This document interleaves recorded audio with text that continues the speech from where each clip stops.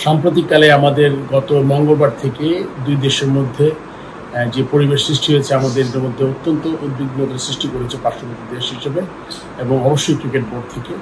আপনি জানেন যে আমাদের দুইজন জাতীয় দলের খেলোয়াড় অলরেডি আছেন পাকিস্তানে, তারা একটা ফ্র্যাঞ্চাইজি টুর্নামেন্ট খেলছে। সেই টুর্নামেন্ট থেকে যখন আমরা প্রথম খবর পেয়েছি তখন ক্রিকেট বোর্ড ক্রিকেট অপারেশনস থেকে শাহরিয়ার নাফিস সর্বক্ষণিক যোগাযোগ করেছে। আমি আমার ব্যক্তিগত উদ্যোগে আমি পিএসএল সিওর সাথে যোগাযোগ করেছি, ফোনে কথা বলেছি, আমি পিসিবি প্রেসিডেন্টকেও মেসেজ পাঠিয়েছি। সাম্প্রতিক সময়ে আমরা কনস্ট্যান্ট আমরা তাদের সাথে যোগাযোগের মধ্যে ছিলাম। আপনি জানেন সবাইকে এক সময় এক জায়গায় জড়ো করা হয়েছে, এখানে শুধুমাত্র আমাদের দেশের খেলোয়াড়ই ছিলেন না, অনেক ওভারসিজ প্লেয়ার আছেন। ওরা একটা সম্মিলিত প্রচেষ্টা করছিলেন যে কীভাবে এখান থেকে এই উদ্ভূত পরিস্থিতিতে নিরাপত্তা জনিত কারণে তাদেরকে কোনো একটা ভালো সমাধান করা যায়। সেই প্রেক্ষিতে আমরা একটা গতকাল মিটিং হয়েছে। নিশ্চিন্তে খান স্বাস্থ্যকর অল টাইম পান, অল টাইম হেলদি লাইফ।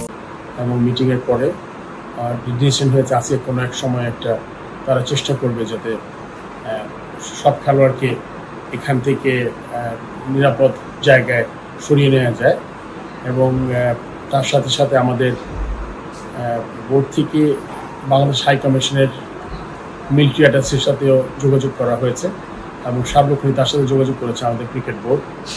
সব মিলিয়ে এবং তার সাথে আপনারা জানেন যে আমাদের এখানে দুজন ক্রীড়া সাংবাদিক আছেন, আমি দুজনের সাথে কথা বলেছি এবং আমি ওনাদের দুজনের নামই ক্রিকেট বোর্ড থেকে বলেছি ওই যখনই তারা একসাথে যাবেন তখন যাতে তার নাম থেকে উল্লেখ করা হয়, কেননা তারা পেশাগত দায়িত্ব পালনে গেছেন এবং এটা আমাদের মনে করি ক্রিকেট বোর্ড মনে করে আমাদের এখানে একটা দায়িত্ব আছে।